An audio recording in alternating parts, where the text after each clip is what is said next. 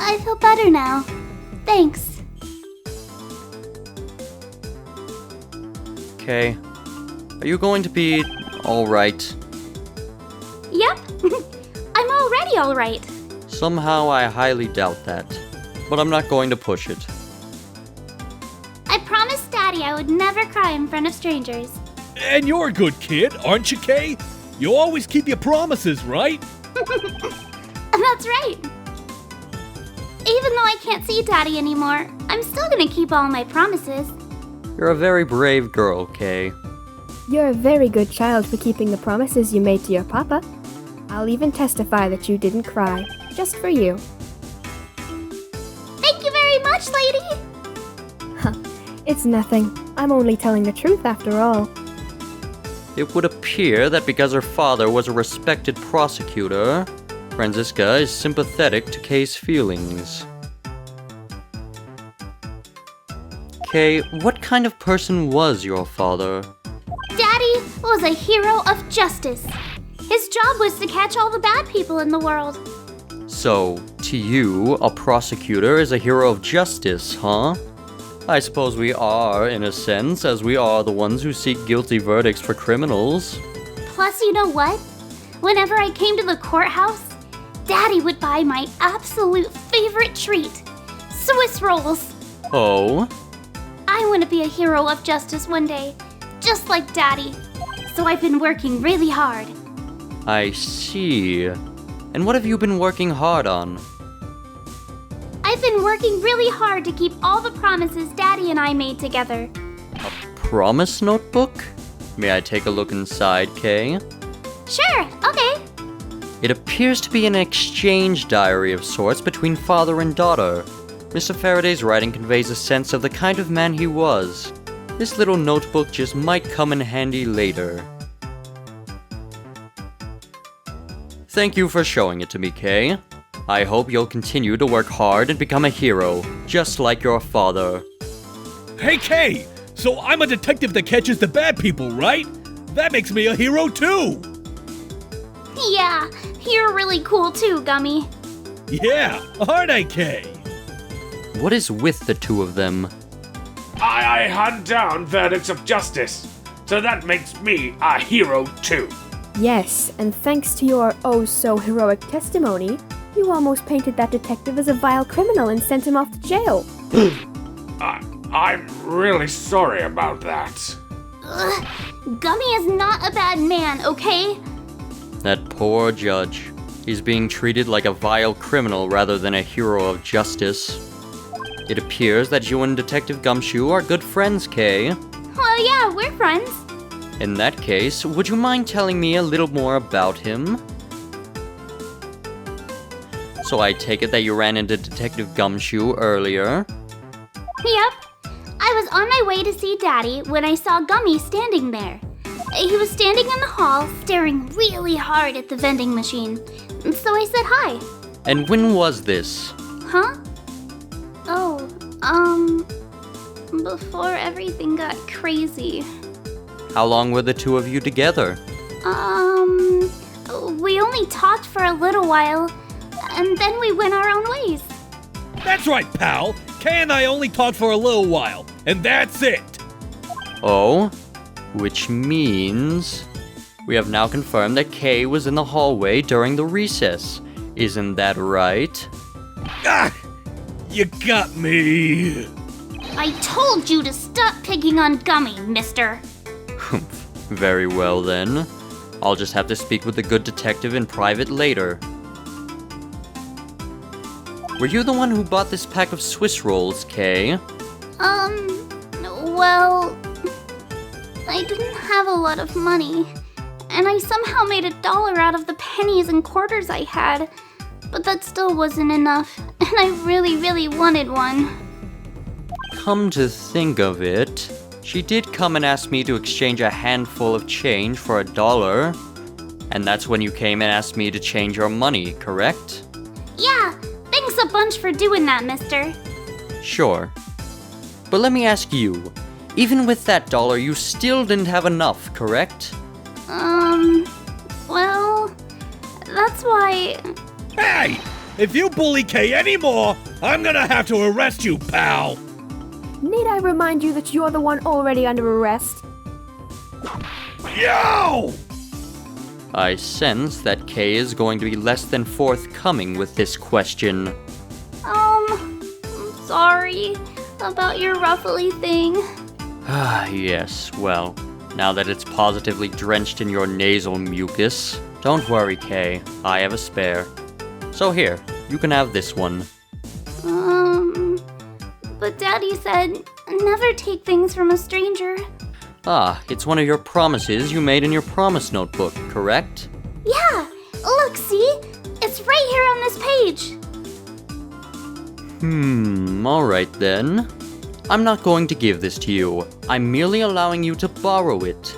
You can take it home, wash it nice and clean, and then give it back to me next time we meet. Okay. Daddy never said I couldn't borrow things from strangers.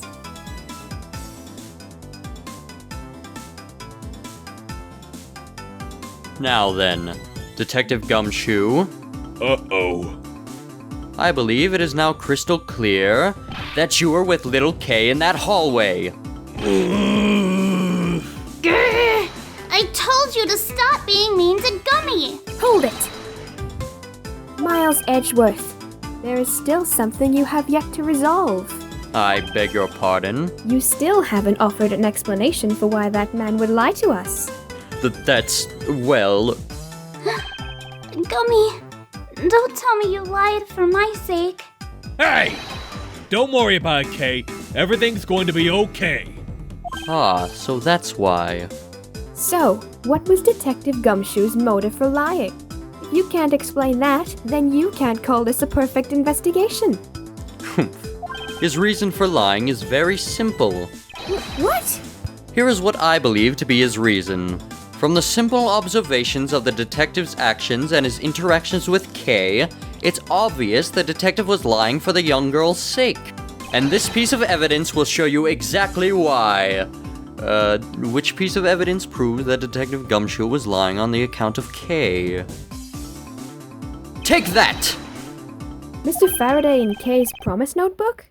How does this explain anything? If you could take a look at this page, it's clearly written that Kay should never take things from a stranger. When Detective Gumshoe heard about that promise, he tried to cover for Kay. Ah! What a foolishly foolish fool's fool of a foolish reason for a fool! Yow! Gummy, you lied because of me, didn't you? Because I'm your friend, Kay. That's why. Gummy! At long last. Detective Gumshoe, can you please tell me the whole truth now? Guess there's no being you, huh, pal? Okay, I'll spill the goods. I've been standing guard for a while. I was getting really hungry, and that snack vending machine was just taunting me. But all the cash you had on you was $5, and that wasn't enough to buy anything, right? After all, the cheapest item in that machine is a $6 pack of Swiss rolls. Yeah. But then, like an angel from heaven, Kay showed up. I was thinking about sharing a snack with Daddy, so I wanted to buy a Swiss roll. But all I had was about $1 in coins. So we pulled my $5 and her $1 together and bought a pack of Swiss rolls together. But I was worried about breaking one of my promises. So then Gummy said, Mr. Faraday's one scary guy when he gets mad. But don't worry, you won't get in trouble if I don't tell you, right? Besides, you bought it with me, so you didn't really get it from me, you know? he told me it would be okay, and he gave me a whole roll to save and give to Daddy. Who knew that Scruffy could be so considerate? Indeed.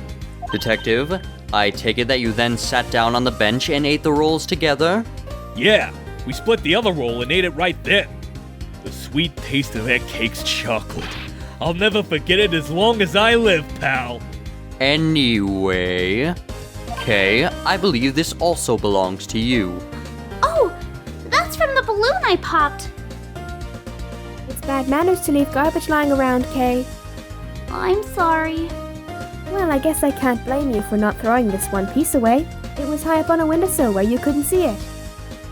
So just this once, I forgive you. But that balloon, I wanted to surprise Gummy a little, so I popped it on purpose. And because of me, Gummy dropped his half of the Swiss roll.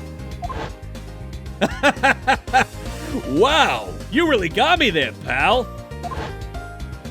So I thought maybe I should give Gummy the other roll.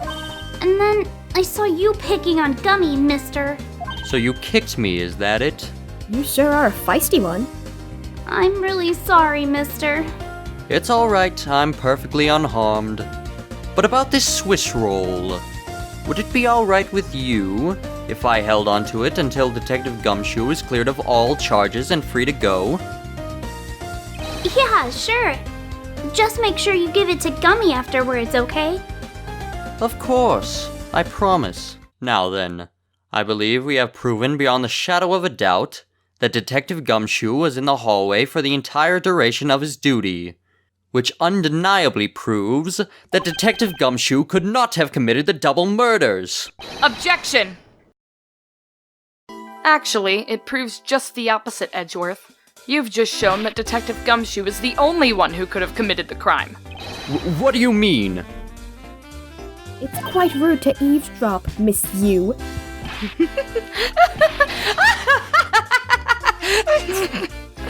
I'm getting lectured on manners by a girl with a penchant for whipping people? What? How dare you talk back with such insolence? You're wrong, lady. Gummy's not the bad guy. Oh, and what have we here? What is a child doing here in a courthouse? Bailiff, please take this child in. What? Miss Calisto Yew! That girl is Mr. Faraday's. I know. So what? You think that just because she's the victim's daughter, she gets to run wild all around the crime scene? I think it's actually quite dangerous for her. I suppose you're right. However, As long as we're in agreement on that point, let's get back to the real issue at hand. Now then, detective, you were in front of the door to lobby number 2 the entire time, correct? Yeah, but You see? Isn't it obvious that it could only be the detective? He is the only person who could have gotten into lobby number 2 at the time of the murders. I have no counter-argument to that. Don't worry. I've already put in the necessary paperwork for his formal arrest. Grr. But the investigation is far from over. Oh, that's right. I was going to speak with you about that. Don't you think it's reckless to talk to the suspect out in the open without a guard? Grr. I suppose it is. Well, as someone with more experience in law than you, allow me to share something. Always keep a good eye on a criminal, or you may regret what comes of your negligence. Ooh, Miles, I can't believe you're letting this woman lecture you like this. This is unforgivable as a disciple of Von Karma. Down, Tigress. Now then, I'll be looking forward to the results of your investigation. So, we're back to square one. Actually, this is our last chance. I can tell that if we fail to solve this case, Detective Gumshoe will be formally charged under all the circumstantial evidence. This investigation is not over yet. There is still one location we have yet to inspect. It's where Detective Bad and Miss Yew were at the time of the crime. Lobby number 1.